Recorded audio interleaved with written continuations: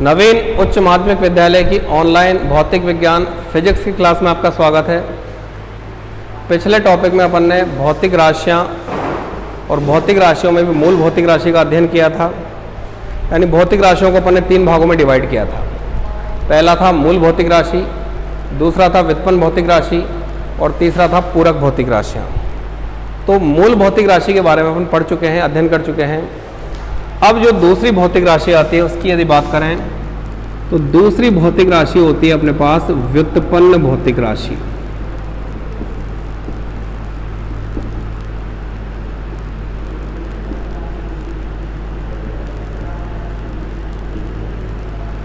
मूल भौतिक राशियों का अपन अध्ययन कर चुके हैं और दूसरी जो भौतिक राशियां हैं उन भौतिक राशियों को अपन क्या कहेंगे? व्युत्पन्न भौतिक राशियां कहेंगे। अब जो व्युत्पन्न भौतिक राशियां होंगी तो व्युत्पन्न मात्रक भी प्राप्त होंगे और व्युत्पन्न मात्रकों से बनने वाली भौतिक राशियों को क्या कहा जाएगा? व्युत्पन्न भौतिक राशियां कहा जाएगा। व्युत्पन्न मात्रक कैसे प्राप्त होते हैं? तो व्युत्पन्न मात्रकों की यदि अपन बात करें तो मूल मात्रक अपन ने देखे थे 7 मूल मात्रक थे, ठीक है। अब मूल मात्रकों को परस्पर या तो गुणा किया जाए या उनको विभाजित किया जाए।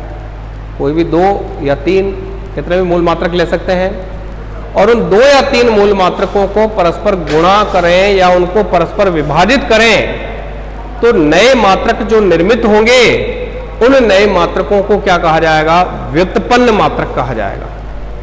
और व्युत्पन्न मात्रकों से संबंधित जो भौतिक राशियां होंगी उन भौतिक राशियों को क्या कहेंगे? अपन व्युत्पन्न भौतिक राशियां कहेंगे, ठीक है। तो व्युत्पन्न भौतिक राशियां क्या होती हैं? तो इसकी डेफिनेशन क्या हो जाएगी? मूल मात्रक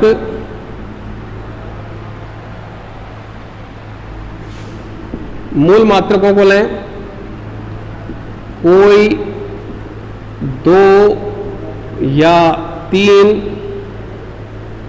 या अधिक, यानी मूल मात्रक लिए हैं उनमें 2 ले सकते हैं, 3 ले सकते हैं या और अधिक भी ले सकते हैं। तो मूल मात्रकों को परस्पर गुणा या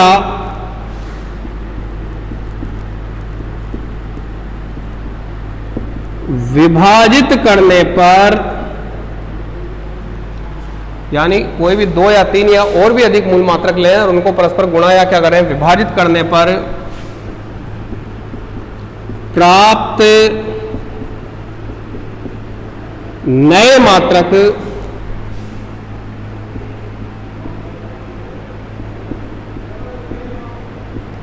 व्युत्पन्न मात्रक कहलाते हैं। कौन से मात्रक होंगे? व्युत्पन्न मात्रक होंगे। और व्युत्पन्न मात्रकों से संबंधित भौतिक राशियों को व्युत्पन्न भौतिक राशियां कहा जाता है। तथा व्युत्पन्न मात्रकों से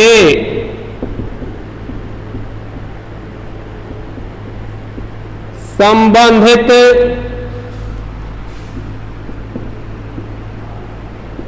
भौतिक राशियां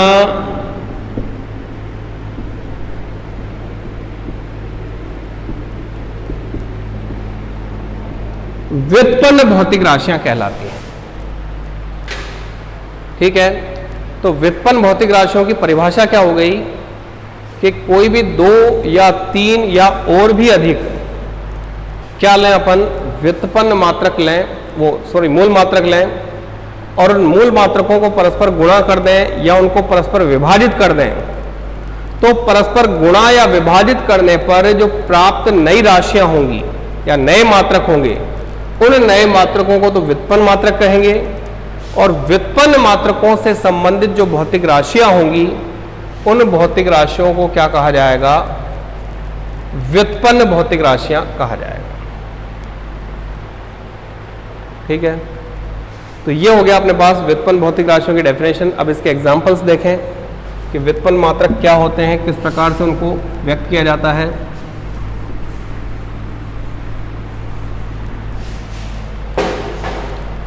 व्युत्पन्न मात्रक।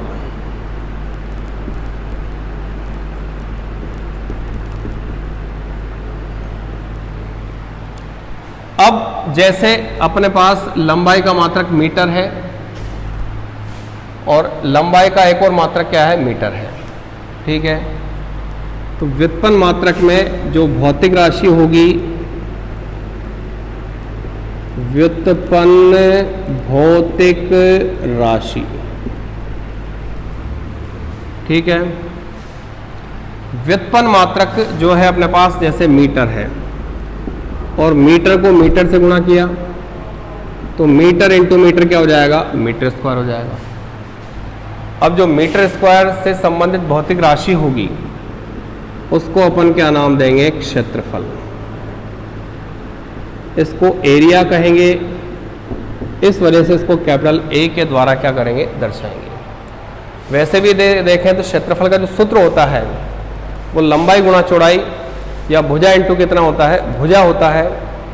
तो यहाँ पर लंबाई का मात्रक भी क्या होगा, मीटर होगा, दूसरी लंबाई का मात्रक भी क्या होगा, मीटर होगा, और मीटर से मीटर को जब गुणा करेंगे तो क्या आएगा, मीटर स्क्वायर आएगा, और भुजा का स्क्वायर भी करेंगे तो मीटर का स्क्वायर क्या आ जाएगा, मीटर स्क्वायर आ जाएगा।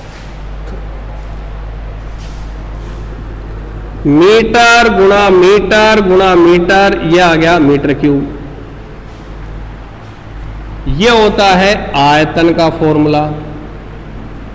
किसी भी आयतन की यदि बात करें तो आयतन में क्या होता है, लंबाई भी होती है, चौड़ाई भी होती है, और चौड़ाई के साथ साथ वहां पर मोटाई या ऊंचाई भी होती है।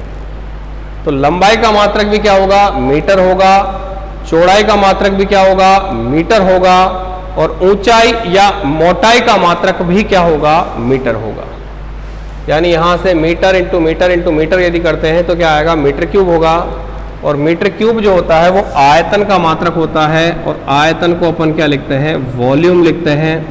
इसको कैपिटल वी के द्वारा क्या करेंगे, अपन व्यक्त करेंगे। ये तो भौतिक राशियों का गुणा हो गया, ठीक है।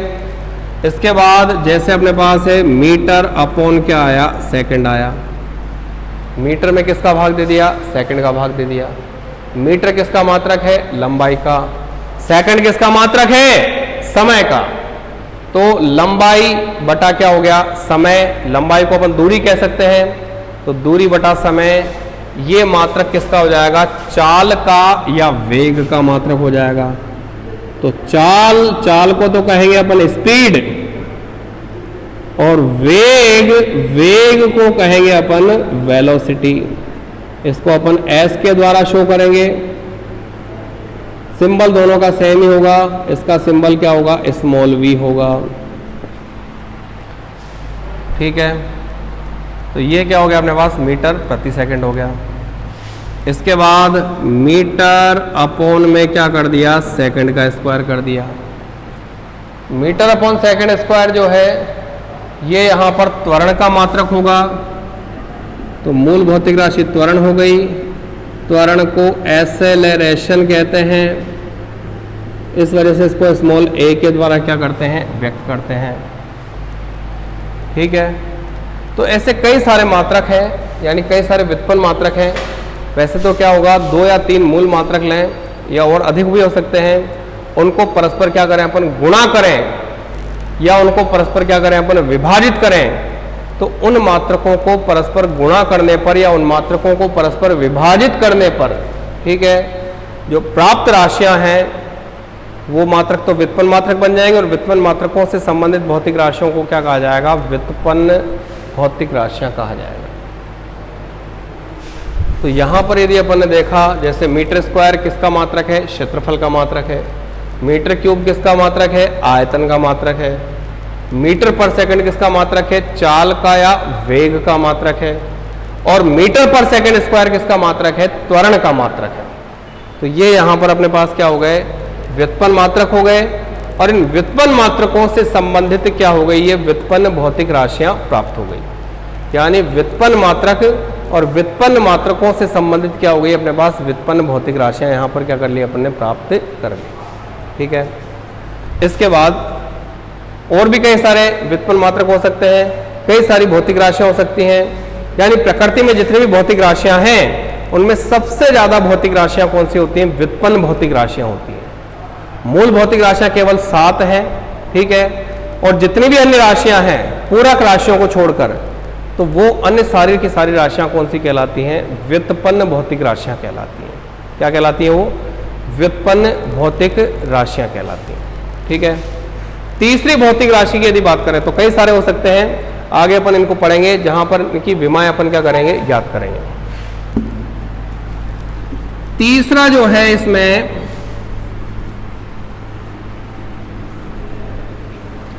तीसरी भौतिक राशि, दो भौतिक राशियों का अपन अध्ययन कर चुके हैं, एक तो मूल भौतिक राशि और दूसरी कौन सी है अपने पास? व्युत्पन्न भौतिक राशि। तो यहां से तीसरी भौतिक राशि की यदि अपन बात करते हैं तो तीसरी भौतिक राशि के रूप में आती है अपने पास पूरक भौतिक राशियां। पूरक भौतिक राशियां, ठीक है। पूरक भौतिक राशियों की यदि अपन बात करें तो कुछ राशियां ऐसी होती हैं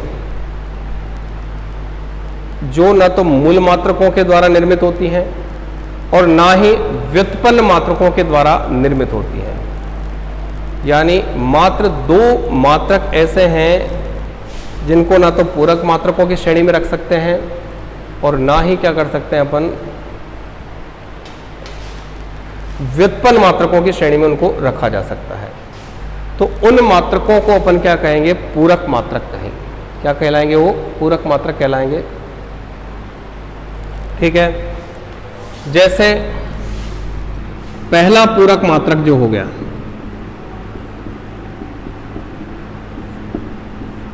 वो पहला पूरक मात्रक है अपने पास डिग्री, या इसको अपन रेडियन कह दें।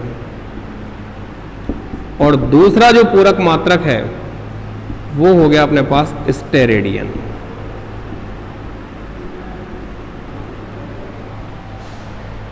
ठीक। अब यहां पर डिग्री या रेडियन की यदि बात करते हैं तो डिग्री या रेडियन जिस पूरक भौतिक राशि का मात्रक है, तो यहां पर इससे संबंधित जो राशियां होंगी वो राशियां क्या कहलाएगी? पूरक भौतिक राशियां कहलाएंगी। और पूरक भौतिक राशियों की यदि बात करें तो डिग्री या रेडियन जो मात्रक है वो मात्रक किसका है? कोण का है। और स्टेरेडियन जो मात्रक है वो मात्रक यहां पर ठोस कोण या घन कोण का मात्रक है। तो इसका मतलब ये होता है कि पूरक भौतिक राशियां केवल दो ही हैं, मूल भौतिक राशियां कितनी हैं? 7 हैं, और बाकी प्रकृति में अन्य जितनी भी भौतिक राशियां हैं वो मूल मात्रकों के द्वारा निर्मित होने वाले व्युत्पन्न मात्रकों से बनती हैं, और उन भौतिक राशियों को क्या कहा जाता है? व्युत्पन्न भौतिक राशियों के नाम से जाना जाता है। तो भौतिक राशियों को अपन ने 3 भागों में क्या किया है? विभाजित किया है, ठीक है। पहली मूल भौतिक राशि, उससे संबंधित मात्रक मूल मात्रक। दूसरी व्युत्पन्न भौतिक राशि, उससे संबंधित मात्रक क्या हो गए? व्युत्पन्न मात्रक। और तीसरी है अपने पास पूरक भौतिक राशियां, यानी 2 मात्रक ऐसे मात्रक हैं जिनको ना तो अपन मूल मात्रकों की श्रेणी में रख सकते हैं और ना ही अपन क्या कर सकते हैं? व्युत्पन्न मात्रकों की श्रेणी में रख सकते हैं। वो मात्रक कौन कौन से हो गए? डिग्री या रेडियन हो गया, और दूसरा कौन सा हो गया अपने पास? स्टेरेडियन हो गया। डिग्री या रेडियन किसका मात्रक है? अपने पास कोण का मात्रक है, और स्टेरेडियन किसका मात्रक है? ठोस कोण या घन कोण का मात्रक है। इनको अपन आगे पढ़ेंगे। फिलहाल भौतिक राशियां कितने प्रकार की थी? 3 प्रकार की थी, ठीक है। इसके बाद जो आता है वो आती है अपने पास मात्रक पद्धतियां।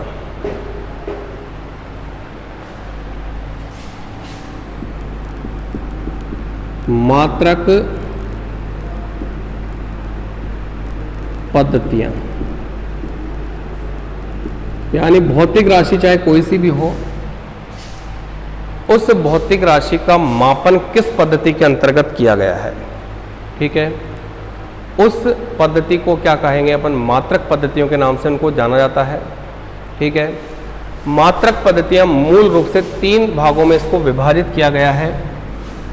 पहली पद्धति है अपने पास MKS पद्धति,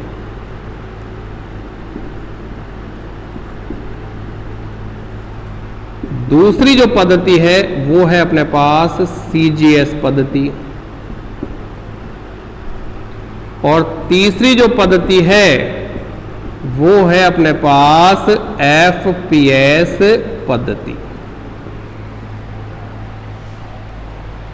किसी भी भौतिक राशि की यदि बात करें, चाहे वो मूल भौतिक राशि है चाहे वो व्युत्पन्न भौतिक राशि, पूरक नहीं हो सकती। पूरक में केवल एक अलग कैटेगरी है उसकी। तो मूल भौतिक राशि या व्युत्पन्न भौतिक राशि के जो मात्रक हैं उन मात्रकों को अपन 3 भागों में डिवाइड करते हैं, और इन तीनों भागों को 3 मात्रक पद्धतियों के नाम से या मात्रक पद्धतियों के नाम से जाना जाता है।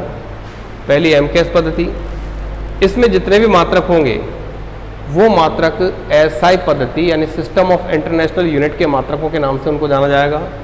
दूसरी CGS पद्धति होती है, और तीसरी कौन सी होती है अपने पास, FPS पद्धति होती है।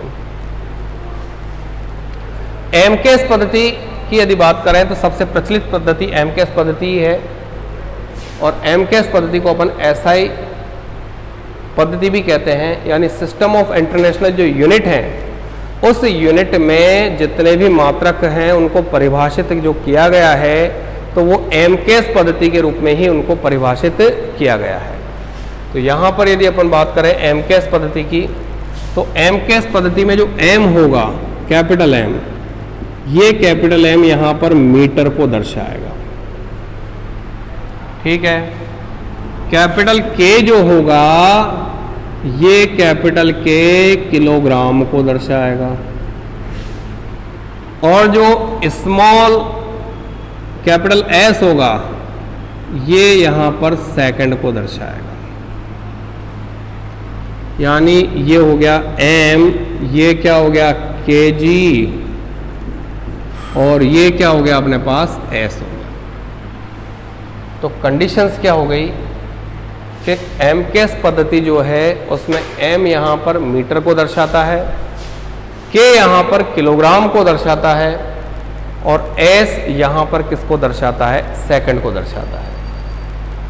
मूल भौतिक राशियाँ और व्युत्पन्न भौतिक राशियों के जितने भी मात्रक हैं उन मात्रकों को यदि मीटर, किलोग्राम और सेकंड के रूप में दर्शाया गया है तो वो MKS पद्धति के या SI पद्धति के मात्रकों के द्वारा क्या किया जाएगा, उसको व्यक्त किया जाएगा। CGS पद्धति की यदि बात करें तो यहाँ C का मतलब सीधा सीधा हो जाएगा सेंटीमीटर, cm। G जो है, इस G का सीधा सा मतलब हो जाएगा ग्राम, इसको स्मॉल g लिखेंगे। और S जो है, इस S का मतलब सेकंड ही रहेगा, इसको अपन स्मॉल s के द्वारा क्या करेंगे, व्यक्त करेंगे। तो ये दूसरी पद्धति अपने पास कौन सी है, CGS पद्धति है। इस CGS पद्धति में C का मतलब सीधा सीधा सेंटीमीटर, G का मतलब क्या हो गया, ग्राम हो गया, और S जो है वो S यहां पर किसको दर्शाएगा, सेकंड को क्या करेगा, दर्शाएगा। तीसरी पद्धति की यदि अपन बात करें तो तीसरी पद्धति यहां पर FPS पद्धति है। तो F का मतलब क्या होगा, यहां पर फुट होगा। ठीक है, P का मतलब क्या होगा, पाउंड होगा, और S का मतलब सेकंड होगा। इसको P के द्वारा दर्शाएंगे, इसको F के द्वारा क्या करेंगे, व्यक्त करेंगे, स्मॉल p और स्मॉल s। F का मतलब हो गया फुट, P का मतलब हो गया पाउंड। ठीक है,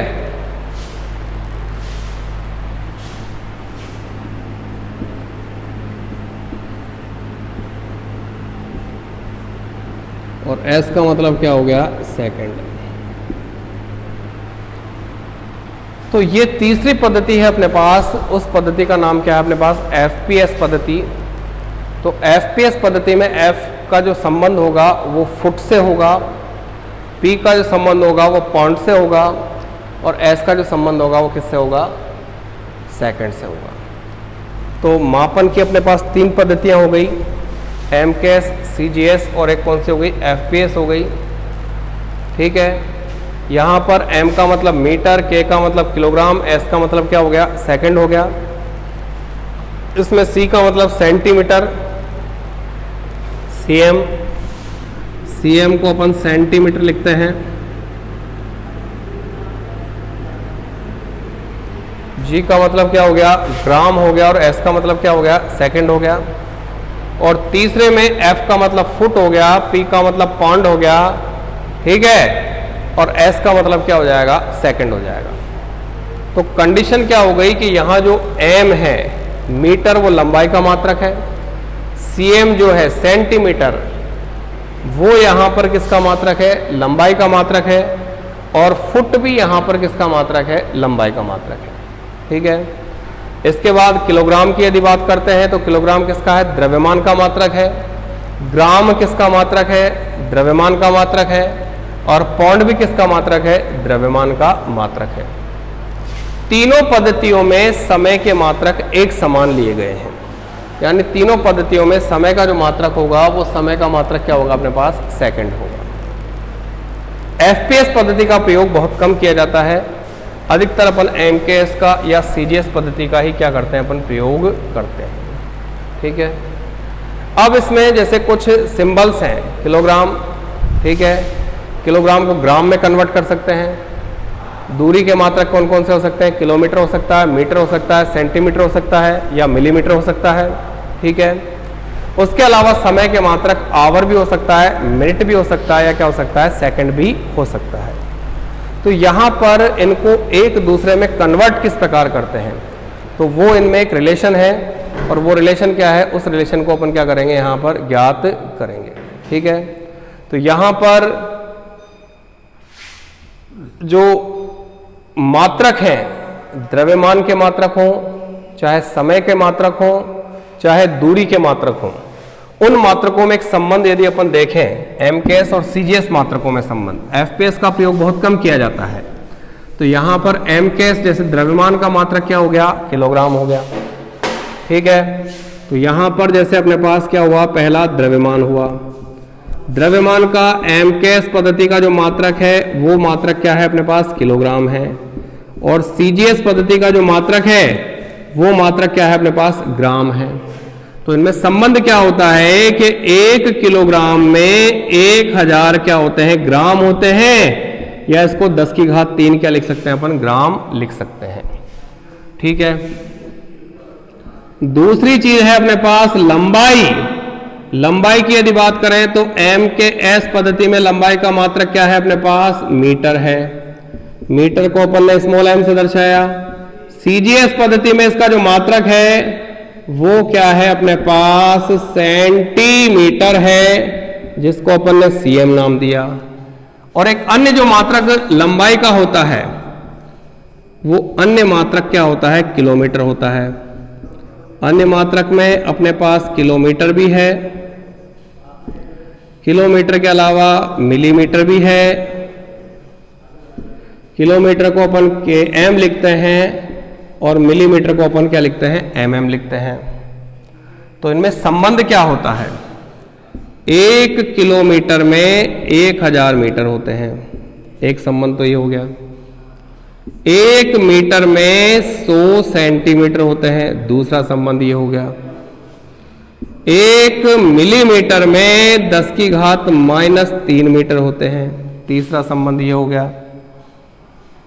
ठीक है, किलोमीटर में 1000 मीटर, मीटर में 100 सेंटीमीटर, 1 मिलीमीटर में